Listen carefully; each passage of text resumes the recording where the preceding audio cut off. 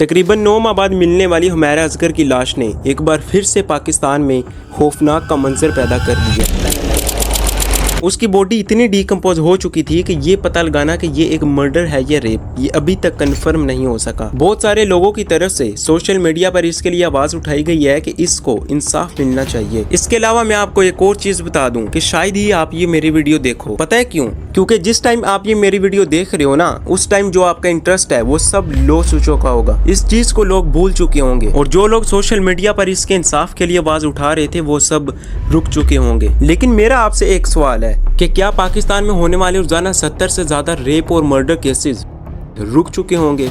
बिल्कुल भी नहीं। 8 जुलाई को हुमैरा असगर की बॉडी मिलने के बाद 9 जुलाई की खबर जिसमें एक बंदा अपनी ही बेटी को उसके टिकटॉक अकाउंट को ना डिलीट करने पर उसका मर्डर कर देता है। इसके बाद 7 जुलाई को आने वाली खबर जिसमें 9 साल की बच्ची का मर्डर कर दिया जाता है। इसके बाद 11 जुलाई को बलोचिस्तान से आने वाली खबर जिसमें बस में बैठे 9 पैसेंजर्स का मर्डर कर दिया जाता है। इसके बाद फिर से 11 जुलाई जिसमें 16 साल की लड़की के साथ रेप करने के बाद उसका मर्डर कर दिया जाता है। इसके बाद फिर से बलोचिस्तान जहाँ एक लड़की को उसकी पसंद की शादी करने पर शरेआम खड़ा करके उसका मर्डर कर दिया जाता है। अगर मैं आपको ये केसेस बताने लग जाऊं तो इनकी एक लंबी लिस्ट बन जाएगी, लेकिन इनकी काउंटिंग खत्म नहीं होगी। इसके अलावा आपने एक केस तो जरूर सुना होगा, पंजाब कॉलेज की स्टूडेंट के साथ जो रेप हुआ था, याद है ना? उसमें एक स्टूडेंट के साथ पंजाब कॉलेज का जो सिक्योरिटी गार्ड होता है वो रेप करता है और वो बाद में तड़प तड़प के मर जाती है। उसके बाद लोग सड़कों पे निकल आते हैं, स्टूडेंट्स जो होते हैं वो रोड्स को ब्लॉक कर देते हैं, तोड़फोड़ की जाती है और प्रोटेस्ट किया जाता है, लेकिन उसका इम्पैक्ट भी क्या होता है? 0%। उसके बाद फिर 2 जून को एक बंदा एक घर के अंदर दाखिल होकर एक मशहूर टिकटॉकर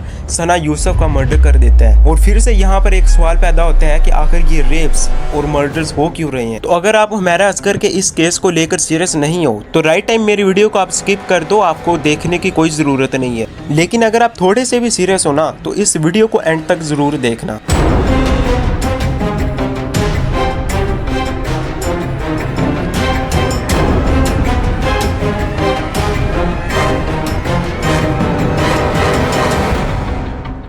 बत्तीस साल की हुमैरा असगर एक पाकिस्तानी एक्ट्रेस, मॉडलिस्ट और थिएटर आर्टिस्ट थी। ये टीवी ड्रामास जैसे बेनाम, सिराते मुस्तकीम और एहसान फरामोश में भी काम कर चुकी हैं। इसके अलावा इंस्टाग्राम पे इसके 7 लाख से ज्यादा फॉलोअर्स भी थे। लेकिन उसकी फैमिली उसके इस लाइफस्टाइल और कैरियर चॉइस से बिल्कुल भी खुश नहीं थी। उन्होंने कई बार इसको मना भी किया, लेकिन उनकी बातों का इस पर जरा भी असर नहीं हुआ। और फिर 2018 में लाहौर से कराची शिफ्ट हो जाती है अपने कैरियर को और भी ज्यादा बूस्ट करने के लिए। और 2023 में इसे नेशनल वुमेन लीडरशिप का अवार्ड भी दिया गया था। इसकी जिंदगी बहुत अच्छे तरीके से चल रही थी। लेकिन फिर क्या होता है कि अक्टूबर 2024 में ये दुनिया की नजरों से अचानक गायब हो जाती है। ना कोई ड्रामा, ना कोई टीवी शो और ना ही कोई इंस्टाग्राम पोस्ट। और फिर एक दिन पुलिस एक बिल्डिंग में दाखिल होती है और उसमें अपार्टमेंट के एक दरवाजे को तोड़ती है और उन्हें अंदर से एक लड़की की बॉडी मिलती है और वो बॉडी किसी और की नहीं बल्कि हुमैरा असगर की थी।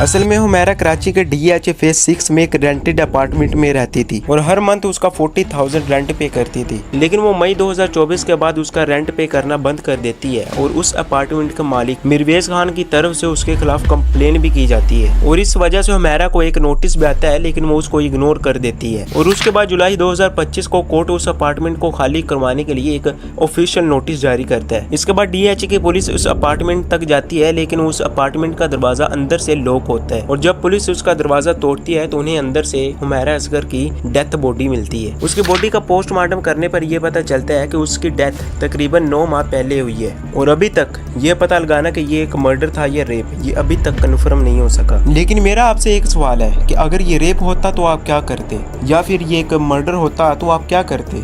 ज्यादा से ज्यादा क्या सड़कों पे निकल आते, रोड्स ब्लॉक करते, प्रोटेस्ट करते?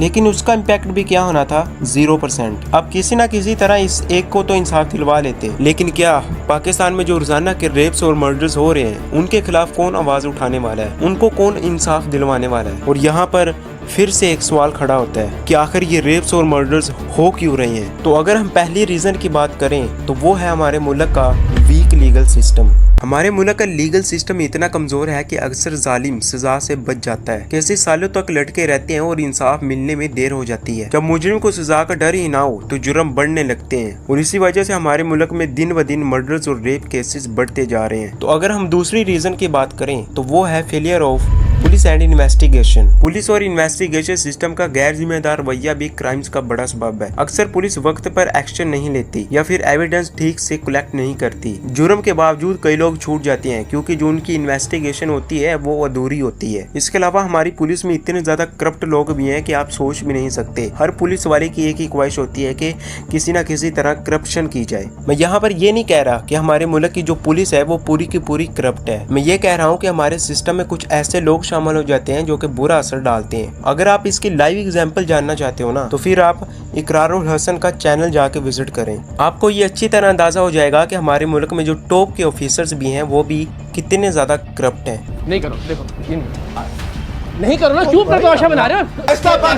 मेरे टैक्स क्या करेंगे आप? वरना इस्तीफा दे के चला जाऊंगा। अच्छा, इस्तीफा दे के चले जाएंगे आप? सारा खर्चा 1 मिनट आराम से तो अगर हम इसकी तीसरी रीजन की बात करें तो वो है बेहयाई और मीडिया का असर। आजकल के ड्रामास, फिल्म्स और सोशल मीडिया प्लेटफॉर्म्स पर बेहयाई आम होती जा रही है। जब हर जगह फहाशी और गलत रवैये दिखाए जाएं, तो समाज पर इसका बुरा असर पड़ता है। ये चीजें नफसियाती तौर पर लोगों को जुर्म की तरफ धकेलती हैं। मीडिया एंटरटेनमेंट के नाम पर हदें पार कर चुका है और लोग ज़हनी तौर पर तैयार हो जाते हैं किसी भी क्राइम को करने के लिए। और अगर हम इसकी चौथी रीजन की बात करें तो वो है लेक ऑफ अवेयरनेस। हमारे मुल्क में लोगों को अपने हकूक और कानून का सही इल्म ही नहीं है। न बच्चे समझते हैं कि उन्हें क्या कहना चाहिए, न पेरेंट्स को पता है कि उनका क्या फर्ज है। इस वजह से कई क्राइम छुप जाते हैं या वक्त पर रिपोर्ट नहीं होते। और अगर हम इसकी पांचवी रीजन की बात करें तो वो है दीन से दूरी। लोग जब दीन से दूर हो जाते हैं तो उन्हें गुनाह का एहसास ही नहीं रहता और ना ही किसी का डर। दीनी तालीम इंसान को बुराई से रोकती है, लेकिन आजकल लोग इससे दूर होते जा रहे हैं। ना नमाज, ना तालीम, ना अल्लाह का खौफ। जब इंसान खुद को जवाबदार न समझे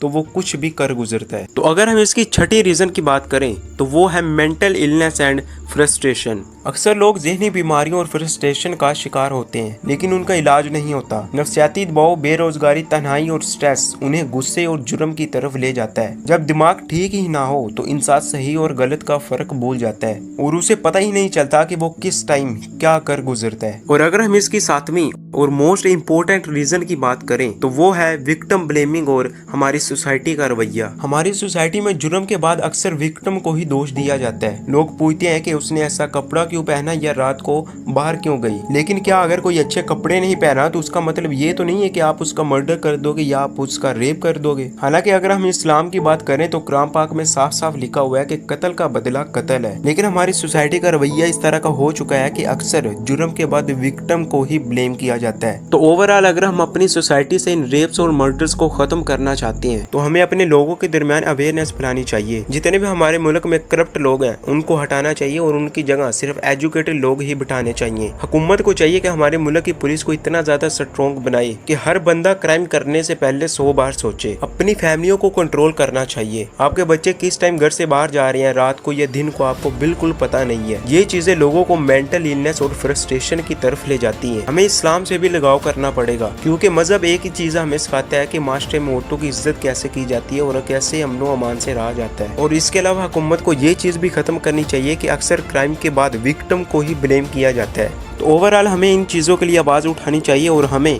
लोगों तक अवेयरनेस भी फैलानी चाहिए ताकि उनको भी इस चीज़ का पता चले और हम अपनी सोसाइटी में बेटियों, बहनों और माओं की ज़िंदगियों को बचा सकें।